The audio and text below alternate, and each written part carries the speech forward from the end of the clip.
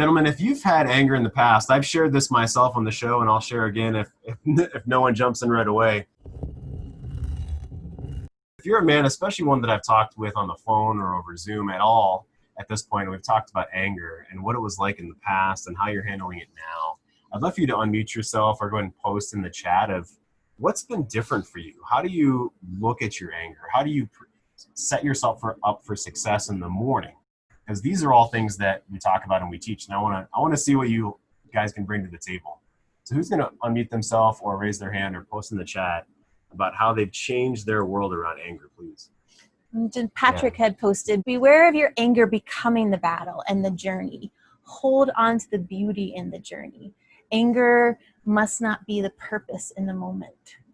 Yeah, so Patrick, I love how he's referring to, we talk about you have to have your own adventure and your own battle in the world. You don't want to make her your adventure or your battle. She wants to be the beauty along on your journey. And Patrick's saying, don't make the anger itself the battle or the adventure. I love that. That's really wise and deep, Patrick. You don't just make being in that feeling what you're about, right? I love that so much. And if that's what's going on, what's underneath the anger, there's always sadness or fear. And underneath the sadness or fear, there's always a story. There's some type of story that you're telling yourself or how you're being wronged or resentment. Yeah, absolutely. Good, I've found that when people are angry, you just listen. And at the end, I go, and I used it when I was in management. I'd say, you're feeling better? And they'd go, huh? And I'd say, look, if you were totally serene within yourself, nothing anybody else does will affect you. And in the management perspective, I used to say, you're so passionate about it.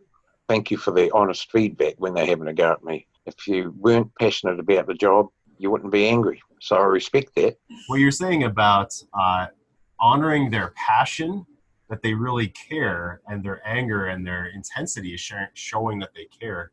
That's something we could certainly bring into our frame with our woman. If she's upset, if she's really raging or feels really anxious, it's something to say that you can notice that and see that she really cares about this. I think acknowledging that is a great start, Patrick. That's awesome. For me, there's three things that I think help towards anger. One is developing empathy for the other person that actually is angry in the moment. And I've got a story with my father because he was always so angry all the time when I was younger at me. And I had a real hate towards my father. And by going through my therapy myself, I discovered that basically my father didn't have the tools to deal with his anger. So I once I understood why he was getting angry, I developed a compassion and empathy for him.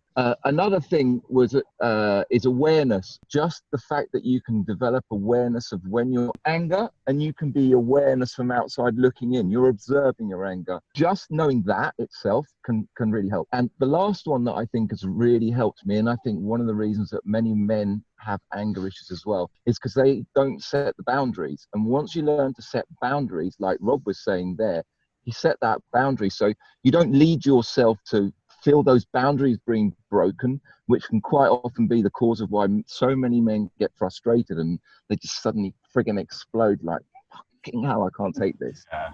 But it's because they haven't, once they can set the boundary that is, you're not non-negotiable, I think that can really help a lot. Yeah, fantastic, Andy. Thank you so much. The big one for me was the recognition of it and seeing it from the outside. That was the second one that you said, and realizing, and there was a post in the chat too that, and I relate to this, that I looked like a fool.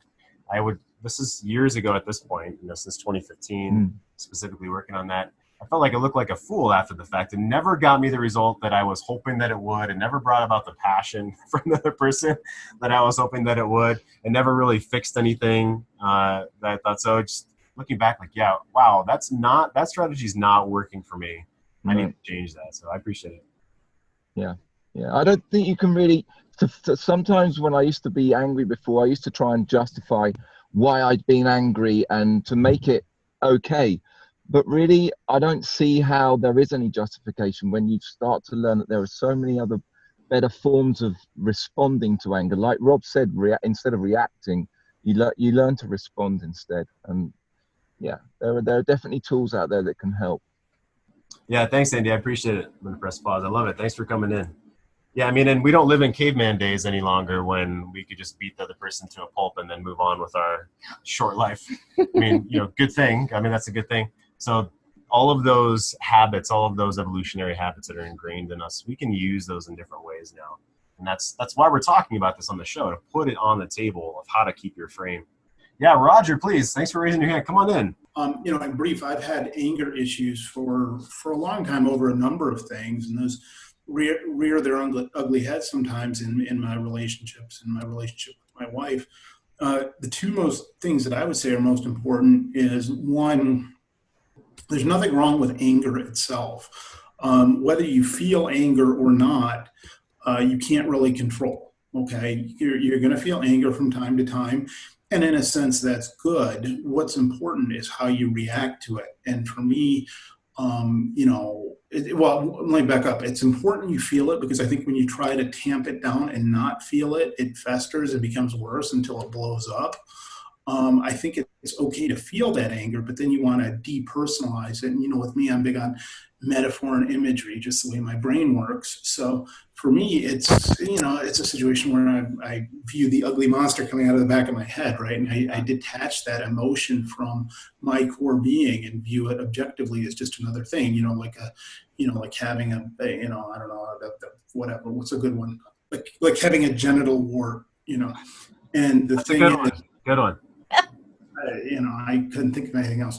But you depersonalize it, and then you can react to it. And I think I told you, Jeff, and I'll paraphrase the Michael Jordan story, where he actually invented things that people never said to him, and he admits this later on. Like he admitted he totally invented in his own mind a story of another player trash talking to him after he had a bad game, and then he went and ripped that guy a new one. And years later, he's like, "Oh yeah, that never happened." But it's like, you can use anger as a powerful motivator. And for me, I mean, I think I put on the boards, and I talked to Cynthia via text, the other night, my wife was kind of crabby, and she was getting all wound up because of her mom. And, I'm like, oh shit, here goes another bad night. But I didn't sulk. And yeah, I did get a little angry, and then we go to bed and she starts doodling on her cell phone. And I'm like, well, instead of getting angry, this is going to be a game. So I'm going to be like, this would be fun. How am I going to get into her pants? And so I kind of made it. I had a little fun with it. So I walked over and told her that I thought her panties were constricting circulation, and I'm like, you should take them off. And she's like, oh really? And and one thing led to another, and boom, yeah, okay. So I mean, I guess the key is, one, feel the anger, but don't make it a part of you. Just view it as another emotion. And the next level of Zen is to not just control it, but to use it constructively. Yeah, it's Roger. So much gold in there. Beautiful, especially the boom at the end. Like, you're funny. Yeah. So funny. Cool. So let me say a couple things.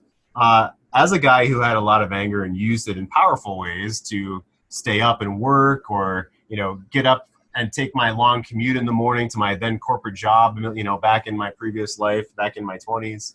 Right. It's been over a decade I've been in this field now, so it feels like a previous lifetime. But yeah, fueling that I need to work 16 hours today, and then using anything you can to just burn the candle at both ends. And then as we go forward, I think you'd agree with me, Roger, is that as we start to understand that our anger and our judgments are determined by our story that we have about the incidents that's going on. Like you just said, hey, how do I make this a game that she's on her cell phone instead of just getting pissed about it? You changed your own thought. You changed your judgment about that situation to one where you could have fun with it and maybe have a more humorous response to it. So I agree with both things that you said. I agree with that anger can be used, and I agree that we're definitely focusing our judgments and our thoughts on different things than maybe we did in the past. And I'm speaking to myself there. I'm preaching to kind of this is me talking to myself from 6 years ago at this point. Like, hey, dude, yeah, it's okay. Let's use it in a positive way, and let's change our frame of mind on that slight that we just felt that that person did against us.